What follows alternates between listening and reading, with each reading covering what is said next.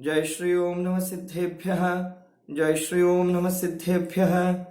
नमो अर्हन्ताणं नमो सिद्धाणं नमो आयर्याणं नमो उवध्यायाणं नमो लोये सव्वसाहूणं जीवमजीवं दौवं जिणवरवसहेण जेण निर्दिष्ठं देविन्दविन्दवन्दं वन्दे तं सौवदा शिरसा।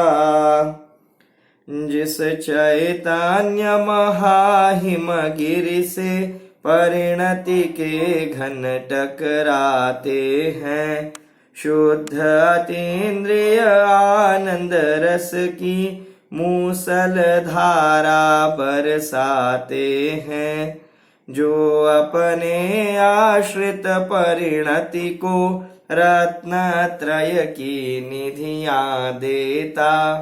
वंदन उस चैतन्य राज को, जो भव भव के दुख हर लेता। वंदन उस चैतन्य राज को, जो भव भव के दुख हर लेता।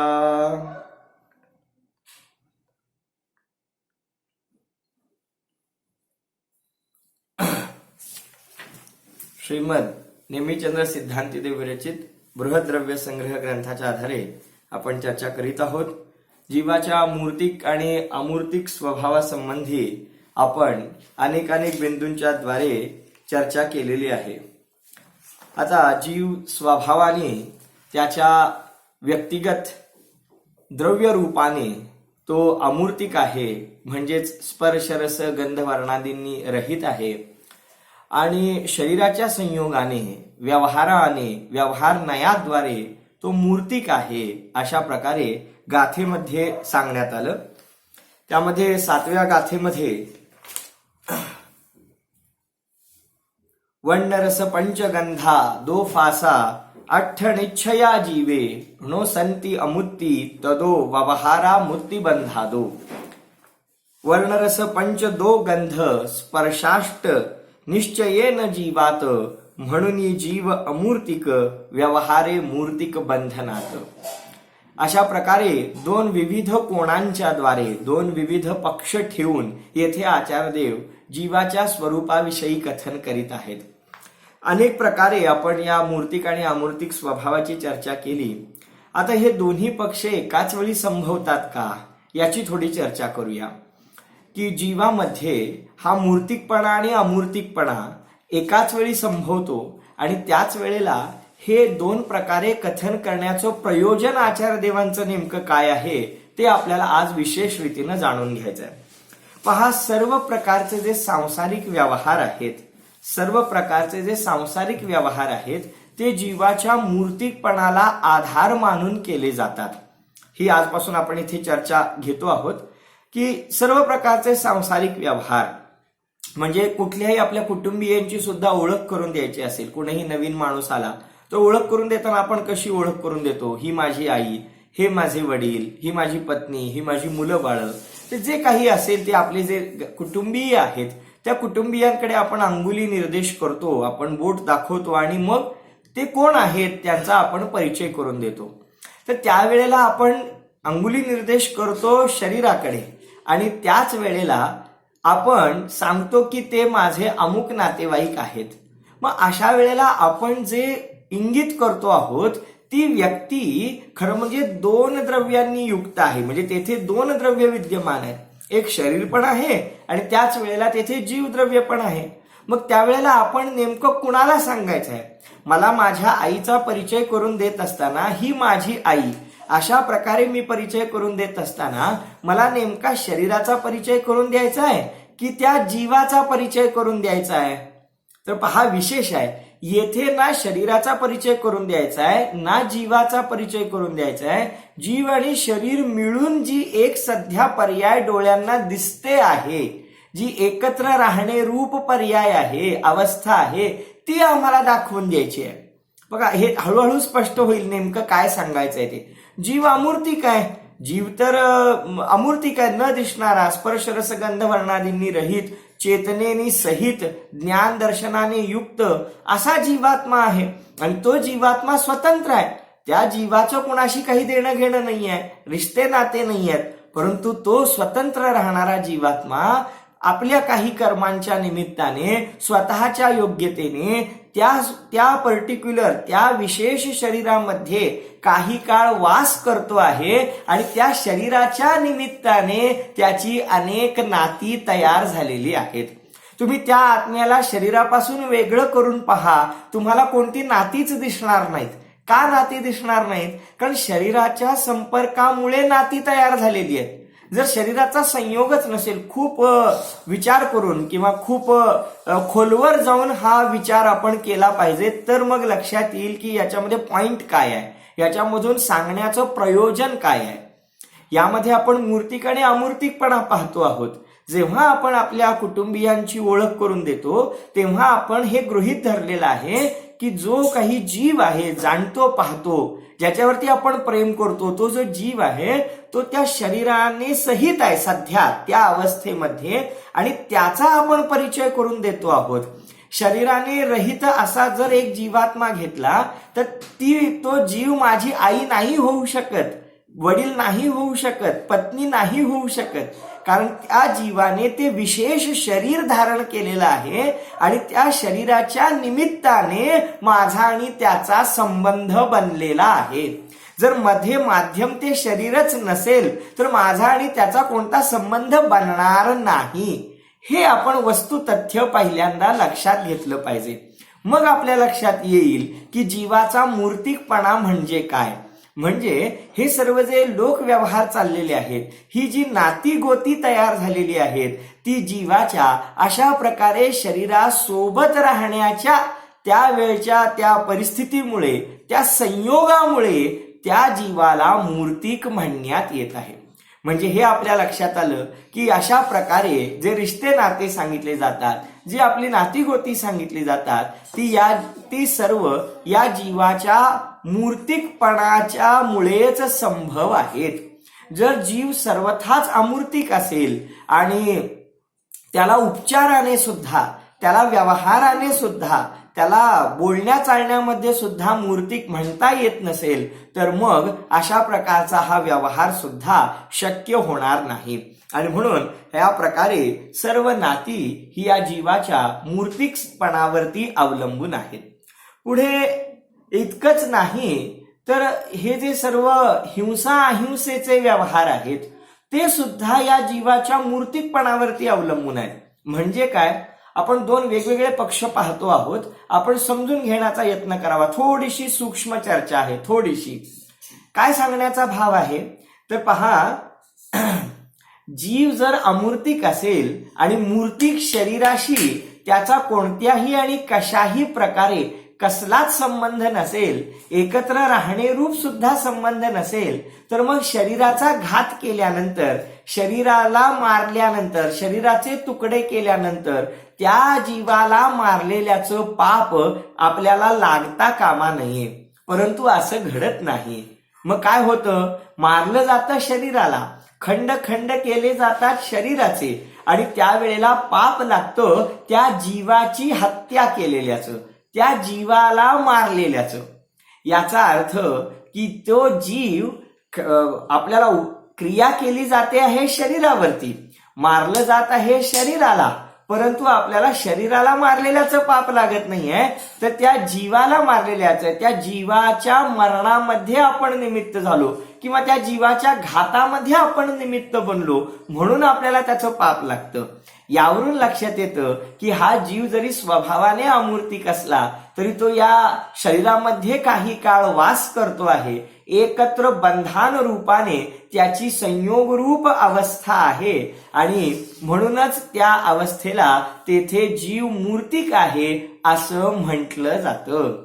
जर जीव सर्वथा अमूर्तिक असेल आणि जीवाचा आणि शरीराचा कधीच कुठलाच संबंध नसेल तर मग हे परघाताचं किंवा जीवघाताचं पाप सुद्धा लागता कामा नये. ज्या अर्थी ते पाप लागतं याचा अर्थ आपल्याला त्या जीवाच्या घाताचं पाप लागण्याचं कारण हे आहे की शरीराच्या घाताच्या निमित्ताने त्या जीवाच्या प्राणांचा घात होतो असा व्यवहार नय सांगतो. निश्चयनयाची विवक्षा वेगळी आहे. निश्चयनयाद्वारे एक जीव दुसऱ्या जीवाचा करता धरता हरता नाही, एक जीव दुसऱ्या परद्रव्यांचा करता धरता हरता नाही, अशा प्रकारे निश्चयनयाची विवक्षा आहे की जी की आपल्या ठिकाणी सत्य आहे. येथे सांगतात व्यवहार नयाद्वारे अमुक एका जीवाने तमुक जीवाचा घात केला. प्रथमानुयोगामध्ये सुद्धा ज्या अशा प्रकारच्या कथा येतात त्या सर्व कथांमध्ये चरणानुयोगाचा उपदेश देत असताना की आपण जीवांचा घात करू नये आणि इतरांच्या शरीराला त्रास होईल, प्राणांचा अपलाप होईल, प्राणांचा अपहार होईल, अशा प्रकारची कृती करू नये, अशा प्रकारे जो उपदेश आलेला आहे तो शरीर आणि जीव एक आहेत या प्रकारे धारणा करून ही बाजू लक्षात घेऊन आपण शरीराचा घात करू नये, म्हणजे त्याद्वारे जीवाचा घात होणार नाही आणि त्याद्वारे जीवांची अहिंसा साधली जाईल, अशा प्रकारचा उपदेश चरणानुयोगामध्ये प्रथमानुयोगामध्ये दिलेला आहे. तर यावरून लक्षात येतं की अशा प्रकारचा जो व्यवहार चालू आहे तो व्यवहार जीवाच्या या मूर्तिक पक्षाच्या आधारे सुरू आहे. आणि मी केवळ आता हिंसेची चर्चा केली, म्हणजे एक जीव दुसऱ्या जीवाचा घात करतो तर त्यामध्ये जीवाचा तो मूर्तिक स्वभाव किंवा मूर्तिकपणा तो मुख्य आहे असं सांगितलं. आणि केवळ पापासंबंधीच नाही, पुण्य व्यवहारामध्ये शुभ व्यवहारामध्ये सुद्धा हे तितकंच सत्य आहे.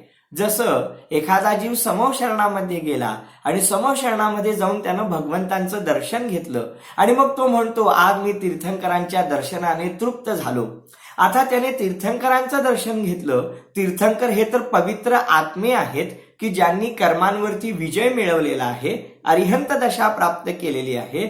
असे ते कर्मांनी रहित घाती कर्मांचा नाश करणारे तीर्थंकर परमात्मा तर जीवद्रव्य आहेत.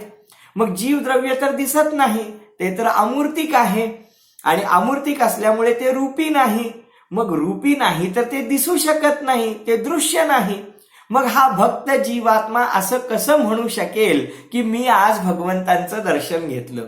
आणि ज्या अर्थी तो म्हणतो आहे की मी भगवंतांचं दर्शन घेतलं त्याचाच अर्थ हा आहे की हा पाहतो आहे भगवंतांच्या शरीराला आणि त्याद्वारे त्याच शरीरामध्ये तो आत्मा वास करतो आहे आणि त्या दोघांची ती संयोग रूप दशा पाहून हा म्हणतो आहे की मी भगवंतांचं म्हणजे साक्षात त्या तीर्थंकर जीवाचं दर्शन घेतलं. परंतु जीवाचं दर्शन तर होत नाही. येथे त्या जीवाच्या त्या शरीराशी संयोगरूप अवस्थेला मुख्य करून शरीराच्या दर्शनाने जीवाचं दर्शन घेतलं अशा प्रकारचा उपचार केलेला आहे आणि यालाच जीवाचा व्यवहार नयाने मूर्तिकपणा म्हणतात. अहो इतकंच काय, भगवंतांचं दर्शन तर झालंच, पण आपण जे मंदिरात जाऊन भगवंतांचं दर्शन घेतो ते सुद्धा भगवंतांचं दर्शन सत्य दर्शन आहे का? त्याचा अर्थ ते असत्य आहे ते घ्यायचं नाही असं नाही, ते तर श्रावकाचं कर्तव्य आहे. पहिलं देवदर्शन हे तर पहिलं कर्तव्य सांगितलेलं आहे. येथे मुख्य काय सांगायचं आहे, यामध्ये मुख्य भाव हा आहे की भगवंतांचं दर्शन घेत असताना सुद्धा तोच जीवाचा मूर्तिकपणा मुख्य केला. कसा की भगवंतांचा आत्मा त्यांच्या शरीराच्या संयोगाने वास करतो आणि मग तशीच प्रतिकृती आपण या प्रतिमेमध्ये केलेली आहे आणि या प्रतिमेवरती संस्कार करून पंचकल्याण करून सूरी मंत्र देऊन त्या मूर्तीमध्ये सुद्धा तोच उपचार केलेला आहे. वेगवेगळे निक्षेप आहेत, द्रव्य निक्षेप, त्यानंतर क्षेत्र निक्षेप, भाव निक्षेप, अशा प्रकारचे जे निक्षेप केलेले आहेत त्या निक्षेपांच्या द्वारे त्या प्रतिमेमध्ये भगवतपणा आणलेला आहे आणि मग त्यामुळे ती प्रतिमा सुद्धा व्यवहाराने पूज्य सांगितलेली आहे. आपला नमस्कार खऱ्या अर्थाने त्या पाषाणाला नाही आहे, खऱ्या अर्थाने आमचा त्या नमस्कार त्या मूर्तीला नाही आहे. त्या मूर्तीच्या आधारे आम्ही आठवतो त्या मूर्तिमानाला, त्या मूर्तीच्या निमित्ताने आम्ही स्मरण करतो तद्रूप असलेल्या किंवा त्या निमित्ताने असलेल्या भगवंतांच्या आत्म्याचं की ज्यांनी पवित्रता साधलेली आहे, पूर्ण शुद्धता प्रकट केलेली आहे आणि म्हणून त्यांचं स्मरण होण्यामध्ये ती प्रतिमा निमित्त बनते. म्हणून उपचाराने आपण तिला सुद्धा वंदनीय म्हणतो, पूज्य म्हणतो. आता पहा, म्हणजे हा सगळा जो विस्तार मी सांगतो आहे तो सगळा कशावर अवलंबून आहे, तर हा जीव त्या शरीराशी त्या काळापुरता संयोग रूपाने बांधला गेला आहे, यालाच जीवाचा मूर्तिकपणा असे म्हणतात. पहा, मुनिराजांना आहार दिला. आपण म्हणतो की आमच्या घरी आज महाराजांचा आहार झाला आणि आम्ही मुनिराजांना आहार दिला. आता महाराजांना आहार देतो म्हणजे कुणाला आहार देतो, कुणाची पूजा करतो, कुणाची वंदना करतो, कुणासमोर आम्ही नमोस्तू म्हणतो, खरं म्हणजे शरीराला नमस्कार करतो, शरीराची आपण पाद प्रक्षालन करतो, आम्ही नमस्कार करतो शरीराला, पाहतो शरीराला. आहार सुद्धा कुणाला देतो, शरीराला देतो. आहार सुद्धा कुणासाठी उपयोगी पडतो, शरीरासाठी उपयोगी पडतो. पण आम्हाला समाधान कशाचं लाभतं, शरीराला पुष्ट केलेल्याचं की वास्तवामध्ये मुनिराजांना म्हणजे त्यांच्या पवित्र आत्म्याला आहारदान केल्याचं. पहा, शरीराला आहारदान देण्याचं ना पुण्य आहे ना शरीराला घातण्याचं पाप आहे. वास्तवामध्ये त्या शरीराच्या निमित्ताने वास करणाऱ्या जीवाला तेथे आहार दिलेल्याचा जो आमचा भाव आहे त्या भावामुळे पुण्य पाप आहे. त्या शरीराच्या निमित्ताने राहणाऱ्या जीवाचा घात करण्याचे जे आम्हाला परिणाम होतात त्यांच्यामुळे पुण्य पाप आहे. वास्तवामध्ये शरीराला केलेली ती क्रिया, त्या क्रियेचं काहीही पुण्य पाप नसतं. हळूहळू हा विषय आणखी स्पष्ट होईल. सांगण्याचं मूळ तात्पर्य हे पकड, आता या व्याख्यानामध्ये मूळ पकडायचा विषय हा आहे की आम्ही मुनिराजांची सेवा करतो, वैयावृत्ती करतो. बोला, मुनिराजांची वैयावृत्ती करतो, त्यांचे विशिष्ट प्रकारे आपण पाय चेपून देतो किंवा अन्य त्यांना वैयावृत्तीद्वारे त्यांच्या शरीराच्या शारीरिक श्रमांचा परिहार करण्याचा प्रयत्न करतो. ही वैयावृत्ती, ही सेवा कोणाची सुरू आहे, त्यांच्या शरीराची. म्हणजे शरीर तर मूर्तिक आहे आणि त्यांचा आत्मा तर अमूर्तिक आहे. मग आम्हाला त्यांच्या शरीराची सेवा करायची आहे की खरोखर त्यांच्या अमूर्तिक आत्म्याची सेवा करायची आहे? सेवा तर आत्म्याची करायची आहे. शरीराची सेवा करून आम्हाला काय मिळणार आहे, किंवा ते परद्रव्य आहे त्यांच्यापासून सुद्धा. तरी सुद्धा तो पवित्र आत्मा त्या शरीरासोबत काही काळ वास करतो आहे आणि त्यांच्यामध्ये निमित्त नैमित्तिक संबंध आहे आणि म्हणून आमचा त्या शरीराशी सुद्धा निमित्त नैमित्तिक संबंध आहे. अशा प्रकारे हा जो व्यवहार चालू आहे तो जीवाचा केवळ अमूर्तिक स्वभाव, त्या अमूर्तिक स्वभावाला मुख्य केला असता अशा प्रकारचे लोकव्यवहार संभवत नाहीत. आणि म्हणून या सर्व लोकव्यवहाराचं कारण किंवा या सर्व शुभ व्यवहाराचं कारण जीवाचा त्या शरीरासोबत असणारा संयोग संबंध मुख्य केला जातो. अमूर्तिक स्वभावाला गौण करून शरीरासोबत संयोग झालेल्या त्या संयोग संबंधाला मुख्य करून अशा प्रकारचे सर्व व्यवहार प्रचलित होतात. यालाच जीवाचा मूर्तिकपणा म्हणतात. तर अशा प्रकारे अनेक ठिकाणी आपण पाहिलं तर आपल्याला लक्षात येईल की जीव अशा प्रकारे मूर्तिकपणाला प्राप्त होतो असं म्हटलेलं आहे. काल आपण कर्मांच्या सिद्धीद्वारे सुद्धा पाहिलं की हा जीवात्मा अमूर्तिक स्वभावाने असला तरी तो पर्यायीमध्ये अजूनही सर्वथा अमूर्तिक झालेला नाही. अजूनही तो मूर्तिक कर्मांच्या संयोगामध्ये बांधला गेला आहे, बद्ध झालेला आहे. आणि म्हणून त्या कर्मांच्या उदयाच्या निमित्ताने जीवाच्या नरनारकादी म्हणजे मनुष्य, देव, तिर्यंच, नारकी अशा विविध अवस्था होत आहेत.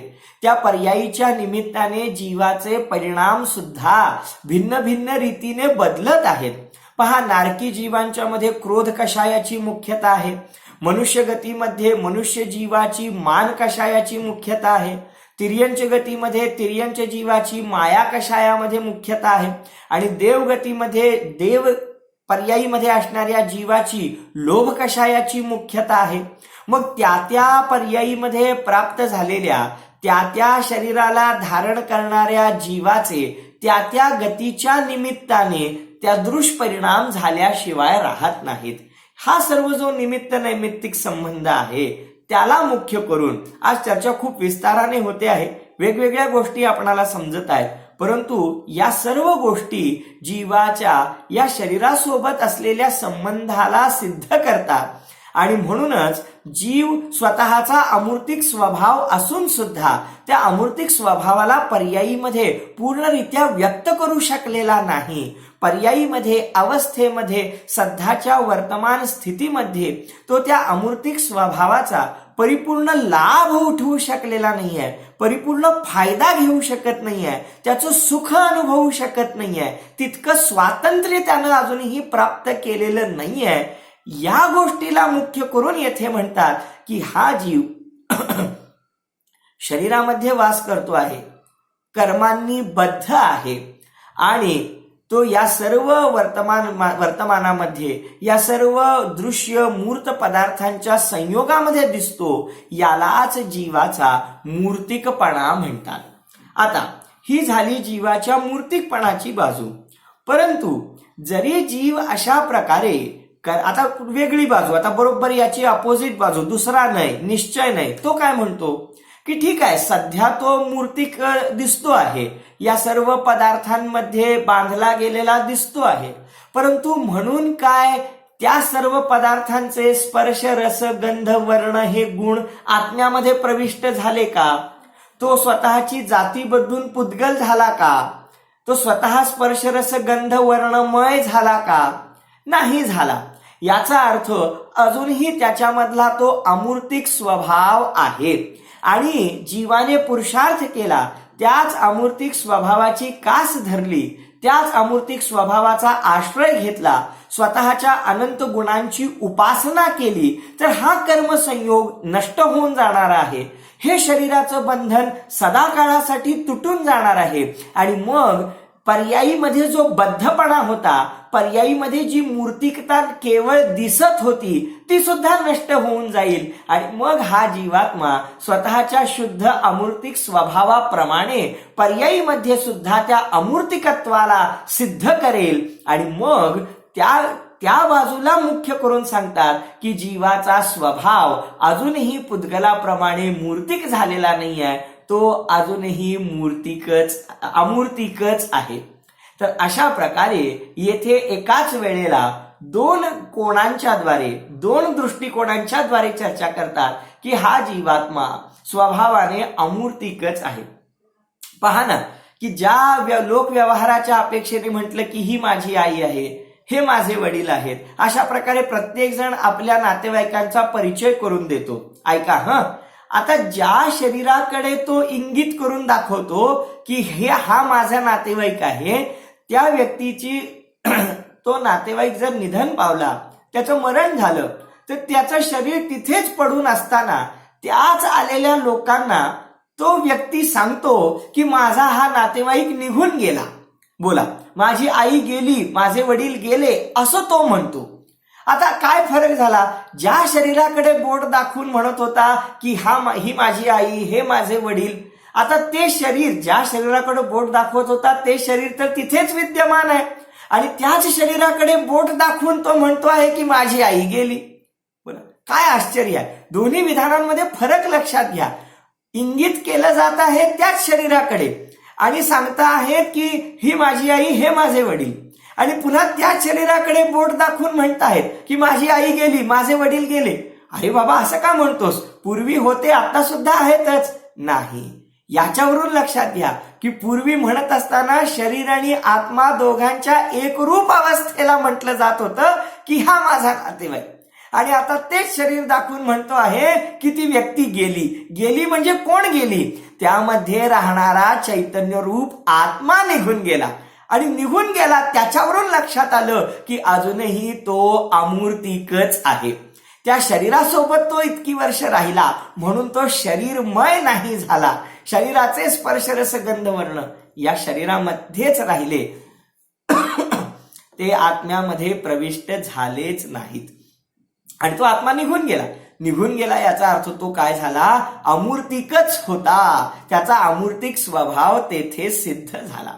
तर अशा प्रकारे आपण पाहतो की वास्तवामध्ये द्रव्यानुयोग असं सांगतो की द्रव्यानुयोगामध्ये जीवाचा हा जो मूळ स्वभाव आहे तो स्पर्शरस गंधवर्णादींनी रहित आहे.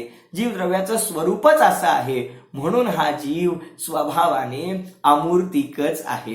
तर अशा प्रकारे या गाथेच्या द्वारे, या 2 चरणांच्या द्वारे आचार्यांनी ही गोष्ट सिद्ध करून दाखवली की जीवाचा स्वभाव जीव द्रव्याच्या अपेक्षेने, जीवत्वाच्या अपेक्षेने, सदाकाळ अनादि अनंत स्वभावाच्या अपेक्षेने हा अमूर्तिकच आहे, स्पर्शरसगंध वर्णादींनी रहितच आहे. आणि व्यवहाराने पाहिलं असता, कर्मांच्या आणि शरीरासोबत राहण्याच्या अपेक्षेने पाहिलं असता हा आत्मा मूर्तिक आहे असं म्हटलं जातं. आता पहा,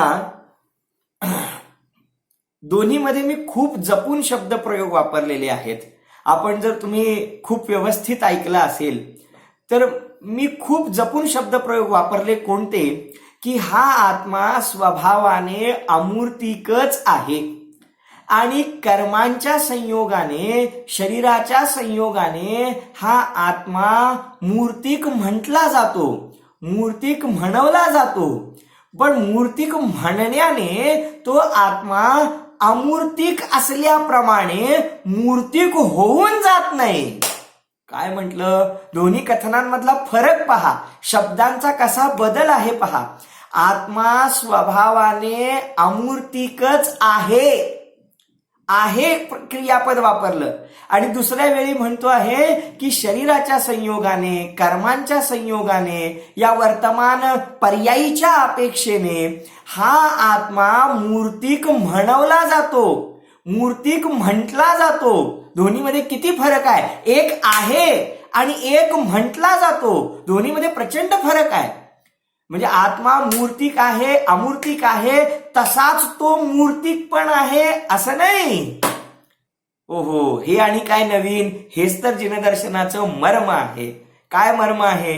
की आत्मा जसा, ज्या पद्धतीने, ज्या वजनाने किंवा ज्या दृष्टीने, ज्या मजबूतीने अमूर्तिक आहे, तो तसा, त्या अपेक्षेने, त्या मजबूतीने, त्या वजनाने तितकाच मूर्तिक सुद्धा आहे असं नाही आहे.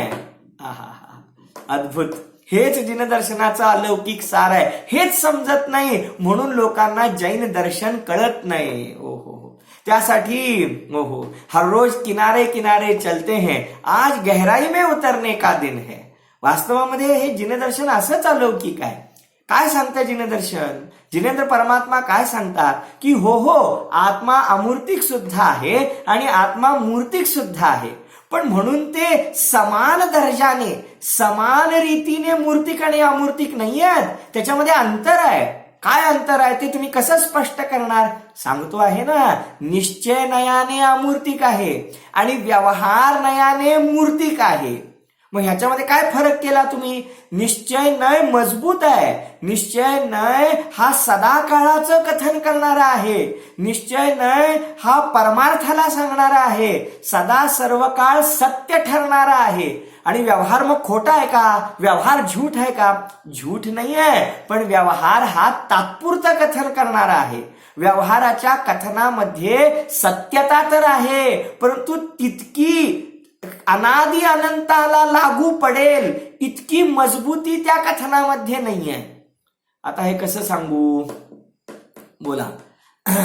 जसं आपण बँकेत गेलो आणि बँकेच्या कुठल्या तरी कर्मचाऱ्यानं सांगितलं आपण गेलोय वर्किंग अवर्स मध्ये व्यवस्थित वेळेला, आणि त्यावेळेला तिथल्या शिपायानं सांगितलं नाही आज काय काम होणार नाही तुमचं, आज बँकेतले लोक सुट्टीवर आहेत, बँकेनं सुट्टी घेतली आहे. बोला. तर ते शिपायाने सांगितलं. मग आम्ही म्हणू नाही आम्हाला असं कसं म्हणता? ते त्या शिपायाने सांगितलं की आज बँकेला सुट्टी आहे. मग आपण मॅनेजरकडे चौकशी केली तर मग मॅनेजरनं सांगितलं की होय आज बँकेला सुट्टी घेतली आहे आम्ही. बोला. ह्याच्यामध्ये दोघांनी सांगितलं की बँकेला सुट्टी आहे, पण दोघांच्या वजनात, कथनात समान वजन आहे का? समान वजन नाहीये. का नाहीये? कारण त्या पिऊनचं, त्या शिपायाचं कथन तो बँक मॅनेजर निरस्त करू शकतो. तो नाही म्हणू शकतो नाही ह्याने सांगितलं ते आम्हाला मान्य नाही, आम्ही ठरवणार काय आहे ते. आणि स्वतःच्या मनाने तर तो शिपाई सांगू पण शकत नाही. लक्षात आलं का?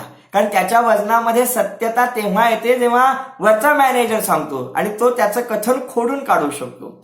दोघांच्याही कथनामध्ये सत्यता असली तरी मूळ वजन आहे ते मॅनेजरच्या कथनामध्ये. एक उदाहरण होतं सामान्य. तर त्या पद्धतीनं आपण समजून घेतलं पाहिजे की निश्चय नयाचं कथन हे त्रिकालाबाधित सत्य आहे. निश्चय नयाचं कथन हे सदा सर्वदा सत्य आहे आणि व्यवहार नयाचं कथन हे स्थूल आहे, ते तात्कालिक सत्य आहे. ते त्रिकालाबाधित युनिव्हर्सल ट्रूथ नाहीये. ते तात्पुरतं त्या क्षणापुरतं सत्य आहे, तात्कालिक सत्य आहे. याच्यामध्ये इतका सांभाळण्याची गरज आहे. आम्ही निश्चय नय हा युनिव्हर्सल ट्रूथ आहे म्हटल्यावर लगेच व्यवहाराला खोटारडा, खोटेपणा, असत्य भाषण असं समजू लागतो.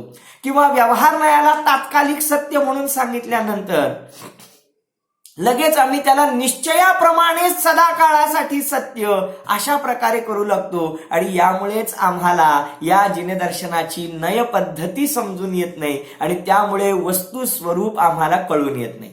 आपल्यापैकी बरेच लोक असं म्हणतील की एवढं हे कठीण केलंय कशाला, हे त्रिकालाबाधित सत्य, हे तात्कालिक सत्य एवढं कठीण कशाला करायचं.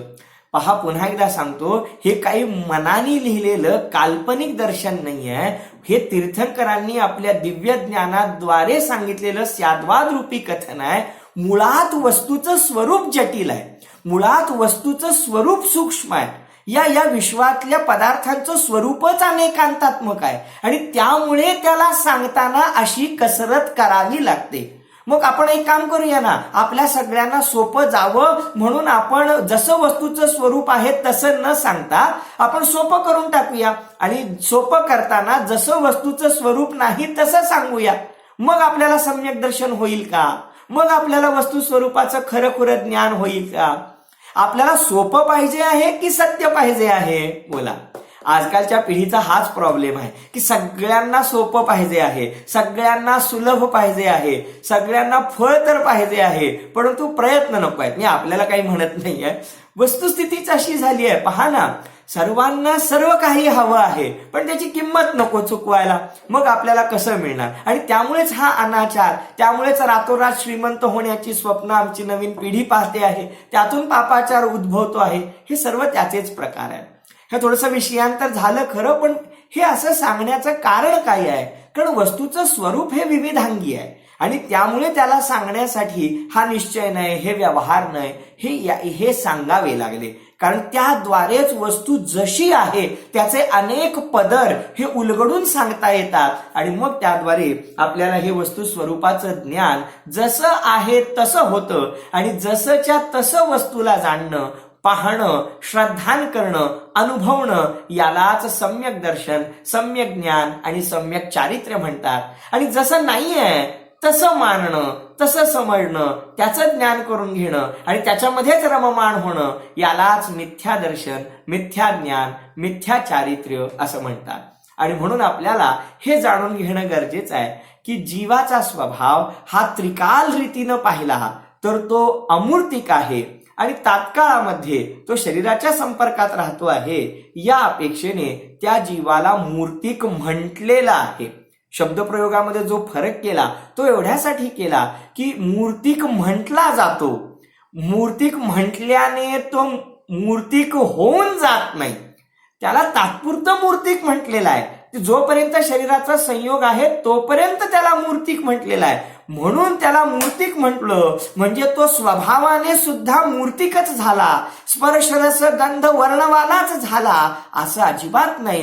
त्याच्या सध्याच्या वर्तमान अवस्थेला पाहून त्याला मूर्तिक म्हटलं गेलेलं आहे. आणि जेव्हा तो या शरीराची कर्मांची संगती सोडून देईल तेव्हा आपोआपच तो स्वतःच्या अमूर्त स्वभावाला चरितार्थ करेल आणि तो स्वभावाने पण अमूर्त आणि पर्यायीमध्ये पण अमूर्त अशा प्रकारे तो स्वतःच्या सिद्धत्वाला प्राप्त करून घेईल.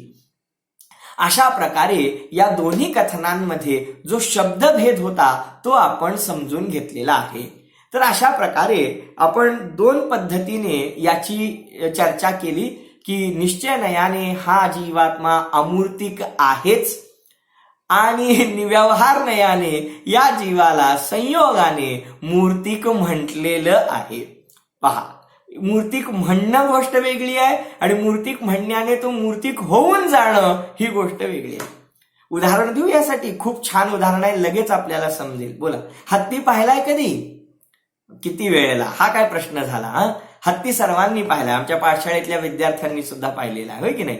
तर मग हत्ती पाहिलेला, हत्ती कसा असतो जरा वर्णन करू सांगू शकाल?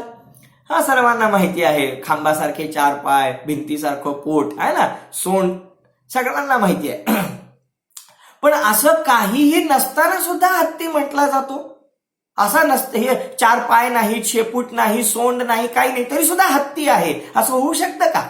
नक्की होतं. बुद्धिबळाच्या पटावरती, बुद्धिबळाच्या पटावरती जो हत्ती आहे ना, त्याला 4 पाय आहेत, ना शेपूट आहे, ना सोंड आहे, ना डोळे आहेत, काही नाहीयेत, तरी सुद्धा तो हत्ती झाला. बोला, आहे कुणाची हिंमत की बुद्धिबळाच्या पटावर असणाऱ्या हत्तीला बुद्धिबळाच्या अपेक्षेने हा हत्ती नाहीये असं म्हणण्याची कुणाची हिंमत आहे? अजिबात नाही. बुद्धिबळाच्या पटावरती तो हत्तीच आहे की नाही? त्याला उंट म्हणता येत नाही, त्याला राजा म्हणता येत नाही, त्याला प्याद म्हणता येत नाही, तो हत्तीच आहे. ज्याप्रमाणे बुद्धिबळाच्या पटावरती तो हत्ती नसताना सुद्धा हत्तीच म्हटला जातो, दुसरं काही म्हणता येत नाही, आणि मुळात तो हत्तीसारखा दिसत नाही, हत्तीचे गुणधर्म त्याच्यात दिसत नाहीत.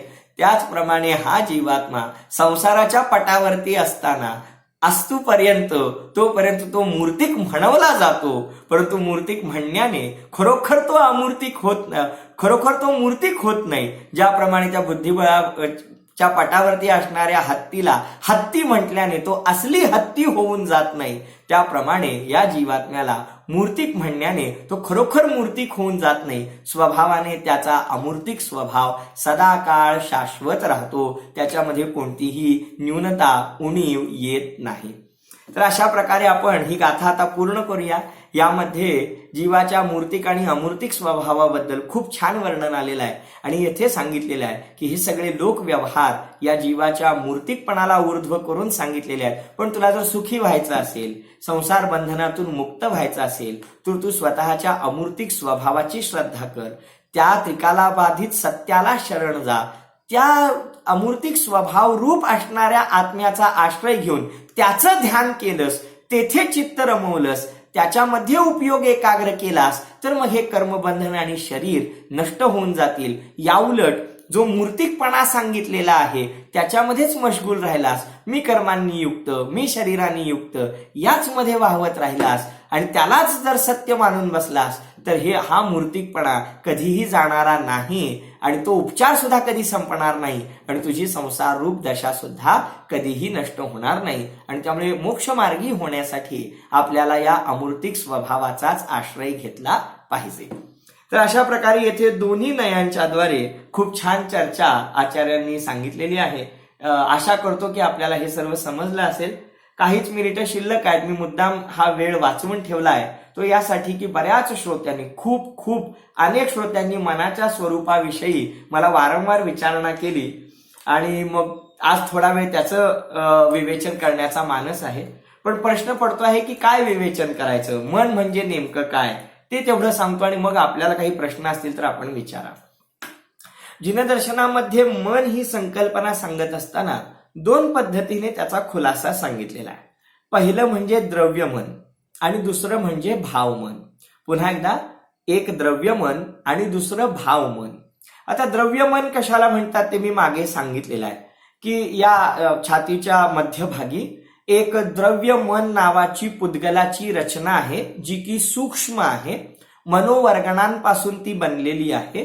जसा कान आहे, जसं नाक आहे, जसे डोळ्यांची रचना आहे, जशी जीभ आहे, सर्व शरीराची जशी रचना झालेली आहे पुद्गलाच्या परमाणूंपासून, तर त्याचप्रमाणे फक्त हे आहार वर्गणापासून, म्हणजे थोडासा पुद्गल परमाणूंमध्ये सुद्धा प्रकार असतात, आता ही पुढे चर्चा येईल विस्ताराने. तर त्यामध्ये मनोवर्गणा नावाचे काही पुद्गल परमाणू आहेत, खास पुद्गल परमाणू आहेत. परमाणू याचा अर्थ पुद्गलाचा अविभाज्य भाग, पुद्गलाचा सगळ्यात छोटा भाग की ज्याला अणू म्हणतात, परमाणू म्हणतात, ऍटम म्हणतात. तर तो पुद्गल परमाणू अनेक प्रकारचा असतो, म्हणजे पुद्गल परमाणूंचे अनेक प्रकार होतात ते त्यांच्यामध्ये असणाऱ्या अविभागी प्रतिच्छेदांच्यामुळे. त्याला वर्ग म्हणतात, मग स्पर्धक म्हणतात, भरपूर वर्ग, वर्गणा, स्पर्धक असे भरपूर, निषेक असे त्याचे अनेक शब्द पारिभाषिक आपल्याला सांगता येतील. इथे आपण मुख्य चर्चा याची करूया की प्रत्येक पुद्गल परमाणूमध्ये जेवढी पॉवर असते, जेवढी शक्ती असते, त्या शक्तींच्या अपेक्षेने त्या पुद्गल परमाणूंच्या अनेक वर्गणा बनतात. वर्गणा म्हणजे विशिष्ट पुद्गल परमाणूंचे गठ्ठे बनतात आणि मग त्यामधल्या काही गठ्ठ्यांपासून शरीराची रचना होते, काही गठ्ठ्यांपासून कर्मांची, पाप पुण्य कर्म, ज्ञानावरण दर्शनावरण त्यांची रचना होते, काही पुद्गल परमाणूंच्या गठ्ठ्यापासून शब्दांची रचना होते, तर काही पुद्गल परमाणूंच्या गठ्ठ्यापासून मनाची रचना होते. ज्या पुद्गल परमाणूंच्या गठ्ठ्यापासून मनाची रचना होते त्या पुद्गल परमाणूंपासून शरीराची रचना होत नाही. ज्या पुद्गल परमाणूंच्या गठ्ठ्यापासून शरीराची रचना होते त्याच पुद्गल परमाणूंच्या गठ्ठ्यापासून भाषेची रचना होत नाही. हे जे शब्द निघतात त्यापासून त्याची रचना होत नाही. प्रत्येकाचे गठ्ठे वेगवेगळे आहेत. मुळात परमाणू समानच आहेत, मुळात पुद्गल परमाणू समानच आहेत, परंतु त्यांच्यामध्ये विशिष्ट शक्ती एकत्रित झाल्यामुळे त्यांच्यामध्ये थोडा थोडा फरक पडत जातो आणि त्यामुळे निश्चितच त्यामध्ये फरक पडल्यामुळे त्यांचं जे कार्य घडतं त्याच्यामध्ये सुद्धा फरक पडतो. आतापर्यंत सांगितलेलं काहीही समजलं नाही तरी अडचण नाही, केवळ मन ही संकल्पना आपण आता समजून घेऊया. तर मनोवर्गणा नावाचे जे पुद्गल परमाणू आहेत त्या पुद्गल विशिष्ट पुद्गलापासून, त्या परमाणूंपासून, त्या कणांपासून द्रव्यमनाची रचना होते. आणि ते द्रव्यमन कसं असतं तर 8 पाकळ्यांनी युक्त असलेल्या कमळाच्या फुलाप्रमाणे, कमल दलाप्रमाणे या द्रव्यमनाची रचना होते, झालेली असते. ते सूक्ष्म आहे, ते दिसत नाही. तर मग ते तीर्थंकरांच्या प्रतिमेवरती आपण छातीच्या मध्यभागी त्या दलाला, त्या द्रव्यमनाच्या आकृतीला पाहू शकतो. तर ते झालं द्रव्यमन. आता भावमन कशाला म्हणतात? द्रव्यमन म्हणजे रचना आहे, बस रचना. डोळ्यांची रचना आहे की नाही आहे, कानांची रचना आहे की नाही आहे. मृत शरीर झाल्यानंतर डोळे तसेच असतात पण काम होत नाही, कान तसेच असतात परंतु ऐकण्याचं काम होत नाही. त्याप्रमाणे इथे ती द्रव्यमनाची रचना आहे, बस ती रचना आहे. आता भावमन कशाला म्हणतात ऐका. तर भावमन म्हणजे त्या द्रव्यमनाच्या आधारे जे काही विचार होतात, जे काही चिंतन घडतं, जे काही ज्ञान घडतं त्याचं नाव भावमन आहे. लक्षपूर्वक ऐका हो. भावमन कशाला म्हटलं? त्या द्रव्यमनाच्या निमित्ताने, त्या द्रव्यमनाच्या अस्तित्वाच्या निमित्ताने, द्रव्यमन आहे ना, मग त्याच्या निमित्ताने हा जीव जो काही विचार करतो, जे काही ज्ञान करतो, त्या सर्व ज्ञानाचं नाव, विचाराचं नाव, चिंतनाचं नाव भावमन आहे. आता हे भावमन म्हणजे नेमकं काय ऐका.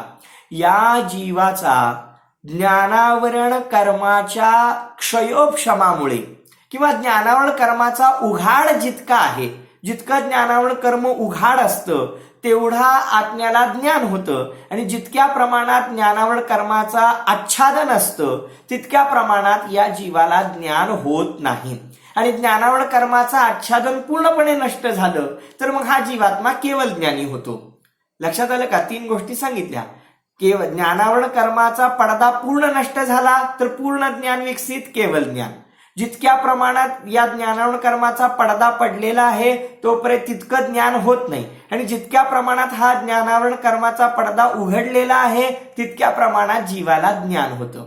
आता या ज्ञानावरण कर्माच्या क्षयोपशमामुळे जितकं जीवाचं ज्ञान उघाड रूपाने आहे, व्यक्त रूप आहे, तितक्या ज्ञानालाच जीवाचं भावमन म्हणतात. म्हणजे भावमन म्हणजे दुसरं काही नसून जीवाची ज्ञान दर्शन शक्ती जितक्या प्रमाणात व्यक्त आहे, जेवढं सध्या जीवाला ज्ञान होत आहे त्यालाच जीवाचं भावमन म्हणतात. तर अशा प्रकारे जिनदर्शनामध्ये या द्रव्यमनाची आणि भावमनाची व्याख्या केलेली आहे. आता निश्चितच या संदर्भात आपल्याला अनेक प्रश्न असतील तर ते आपण आता विचारावेत, कारण मी माझ्याकडून आणखी काही याच्यामध्ये विशेष रीतीनं सध्या सांगू शकत नाहीये, कारण मला नेमकं आपली जिज्ञासा कळाल्याशिवाय मला आपल्याला काही सांगता येणार नाही. तर पंडित आशिषजींना विनंती आहे की सध्याच्या या मनाच्या स्वरूपासंबंधी जे मी आता द्रव्यमन आणि भावमन सांगितलं या संदर्भात कोणाला काही विचारायचं असेल तर आपण विचारू शकता. सुंदर द्रव्यमान आणि भावमान याच्यावर एक विषय घेतला आहे. कोणाला काही क्वेश्चन असेल तर त्यांनी चॅट बॉक्स मध्ये टाकावे. तर त्यांना ऑडिओ नसेल विचारायचं तर ते चॅट बॉक्स मध्ये सुद्धा टाकू शकतात किंवा हँड रेज करून तुम्ही विचारू शकता. ऍड्रेस करून सुद्धा. काही विचारायचंय कोणाला? एक चॅट बॉक्स मध्ये पंडितजी एक क्वेश्चन आले. हा, मनाचा आणि आत्म्याचा काय संबंध आहे? काय खूप सुंदर, म्हणजे खूप छान याचं उत्तर देता येईल की मनाचा आणि आत्म्याचा काय संबंध आहे. बघा, 2 उत्तरं किती छान आहेत. मनाचा आणि आत्म्याचा काही एक संबंध नाही, पहिलं उत्तर. आणि दुसरं उत्तर, मनाचा आणि आत्म्याचा इतका संबंध आहे की मन आणि आत्मा एकच आहेत. आता हे कसं काय उत्तर झालं? तुम्ही तर अगदी विरुद्ध सांगता आहात. जेव्हा मी म्हणतो मनाचा आणि आत्म्याचा काही एक संबंध नाही, तेव्हा मला म्हणायचं असतं द्रव्य मन, जे की इथं त्या पुद्गलाची रचना रूप आहे. तर जे पुद्गलाची रचना रूप द्रव्यमन आहे त्याचा आणि आत्म्याचा काही संबंध नाही, कारण ते भिन्न भिन्न द्रव्य आहेत. एक जीवद्रव्य आहे आणि एक पुद्गल द्रव्य आहे, पहिलं. आणि दुसरं उत्तर, जेव्हा मी म्हणतो की मन आणि आत्म्याचा खूप करीब, खूप जवळचा संबंध आहे, कारण ते दोन्ही एकच आहेत, तेव्हा मला भावमन सांगायचं असतं. भावमन म्हणजे जीवाचा ज्ञान आणि दर्शनाचा उघाड. मग तो काही जीवापेक्षा वेगळा नाहीये ना. त्यामुळे ते भावमन आणि आत्मा एकच आहेत, वेगवेगळे नाहीतच. असा आत्म्याचा आणि मनाचा संबंध आहे. अजूनही समजलं नसेल तर प्रत्यक्ष बोलून विचारू शकता. आदरणीय प्रियदर्शनजींना पण विचारायचं आहे.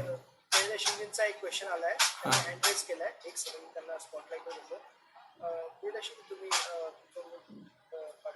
आपले सांगली निवासी श्री बाळासाहेब शेटे सर, ते सुद्धा या संदर्भात खूप जिज्ञासा ठेवतात. त्यांना सुद्धा विनंती आहे की काही शंका असेल तर विचारू शकता.